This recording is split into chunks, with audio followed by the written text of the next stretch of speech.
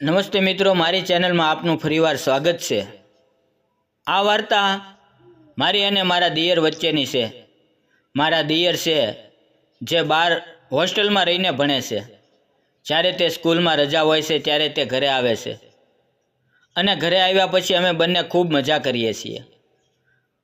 આ તે સમયની વાત છે જ્યારે મારો એકમાત્ર દિયર હોસ્ટેલમાંથી ઘરે આવ્યો હતો। તે ત્યાં રહીને અભ્યાસ કરે છે અને તેને બહાર ફરવા જવા દેવામાં આવતો નથી, તેથી તેને ત્યાં રહીને કંટાળો આવે છે। અને જ્યારે તે ઘરે આવ્યો ત્યારે તેણે મને કહ્યું તે ખૂબ જ કંટાળી ગયો છે, તો ચાલો ક્યાંક જઈએ। એટલે મેં અને મારા દિયરે બહાર જવાનો પ્લાન બનાવ્યો। અમે બંને પ્લાન બનાવી કે ફરવા માટે અમે દીવ જઈશું। તે દિવસે અમારું પેકિંગ કર્યું અને બીજે દિવસે દીવ જોવા રવાના થઈ ગયા।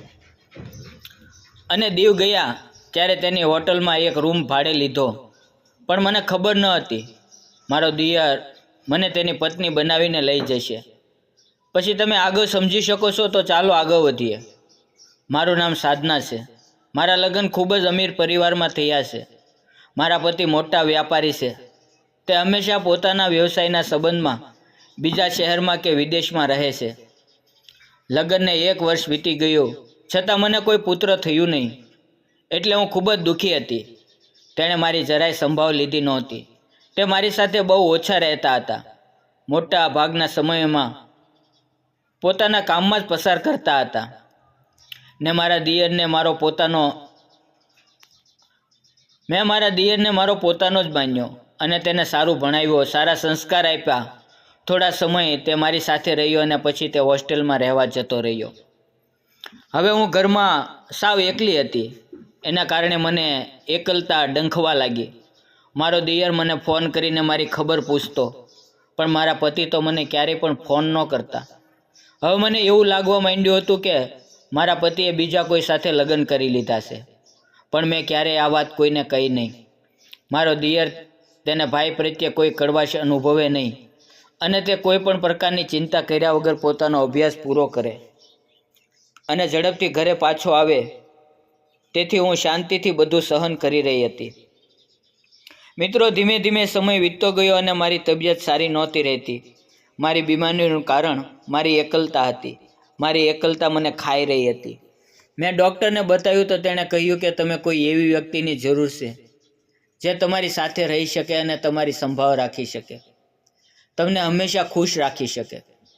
ડૉક્ટરે મને સલાહ આપી કે તમારે ક્યાંક ખુલ્લી જગ્યાએ જવું જોઈએ જ્યાં તમે તમારો વિચાર બદલી શકો। એટલે ડૉક્ટરે મારા દિયરને બોલાવીને આ બધું તેને સમજાવ્યું।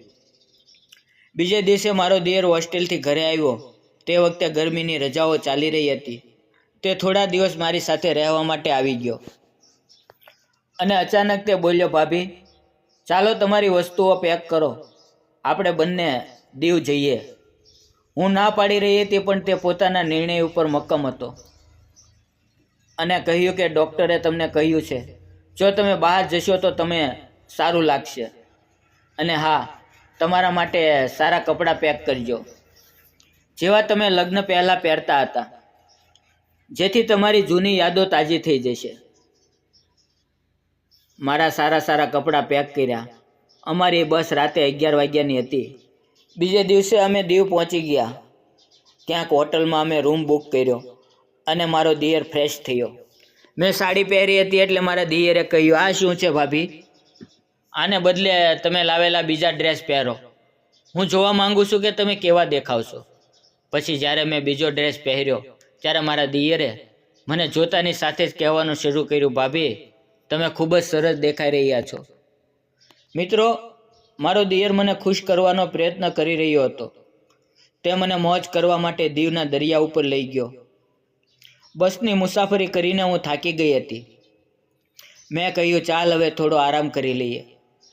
સાંજના અમે ત્યાં જમવાનું મંગાવ્યું અને તે ખાધું। પછી મારા દિયર સાથે વાતો કરવાનું શરૂ કર્યું, તો મેં તેને કહ્યું, ચાલો હવે સૂઈ જઈએ। તો તેણે કહ્યું, ભાભી, હું આજે આખી રાત તમારી સાથે વાત કરીશ। ડૉક્ટરે કહ્યું છે કે મારે તમને એકલા ન છોડવા અને તમને ખુશ રાખવા। અને તે કહેવા લાગ્યો, ભાભી, તમે આ ડ્રેસમાં બિલકુલ મોડલ જેવા લાગો છો। હવે તમે આવા ડ્રેસ પહેરો, અને આમ પણ મારા ભાઈ તમારી સાથે ક્યાં રહે છે અને તે તમારી જયા કાળજી લેતા નથી. પછી મારા દિયરે પૂછ્યું, ભાભી તમે લગ્ન પહેલાં કોઈને પસંદ કરતા હતા? હું હસી પડી અને કહેવા લાગી, તું પણ શું આ વસ્તુઓ લઈને બેઠો છે? તેણે કહ્યું, પ્લીઝ ભાભી મને કહો. પછી મેં મારા દિયરને બધું કહેવાનું શરૂ કર્યું કે લગ્ન પહેલાં મારે એક મિત્ર હતો.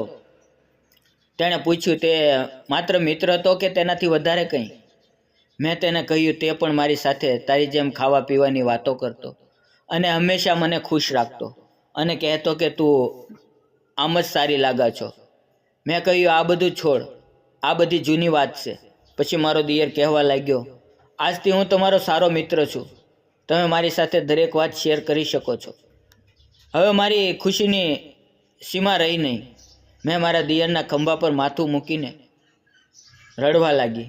મારા દિયરે મને શાંત પાડી અને કહ્યું, ભાભી રડશો નહીં, ડૉક્ટરે તમને ખુશ રહેવાનું કહ્યું છે અને હું ખુશ કરવા માટે તમને અહીંયા આવ્યો છું. ખરેખર મિત્રો, એ રાત્રે મારા દિયરે મને એટલી ખુશ કરી દીધી કે મને મારા પતિ તરફથી આટલા વર્ષોમાં ક્યારેય કોઈ ખુશી મળી નહોતી. મેં મારા દિલની વાત તેની સાથે શેર કરી.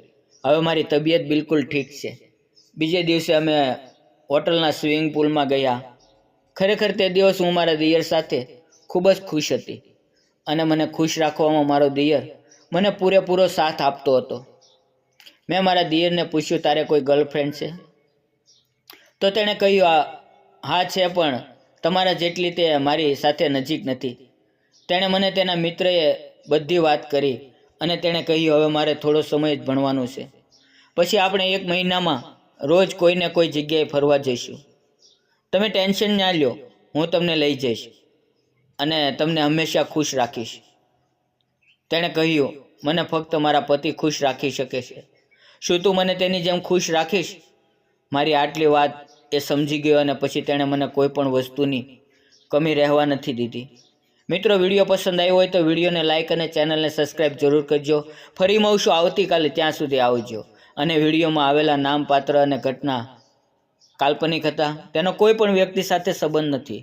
અને મિત્રો, જો તમે પણ દીવના દરિયા કિનારે મોજથી ફરવા ગયા હો તો એક નાની એવી કોમેન્ટ કરીને જરૂર જણાવજો કે તમને દીવનો દરિયા કિનારો કેવો લાગ્યો. મારા ઘરેથી દીવનો દરિયા કિનારો થોડોક જ દૂર છે, પણ હું વર્ષે 1 જ વાર જાઉં છું. મને ખૂબ ગમે છે. તમને કેમ લાગે છે તે જરૂર જણાવજો. ધન્યવાદ મિત્રો.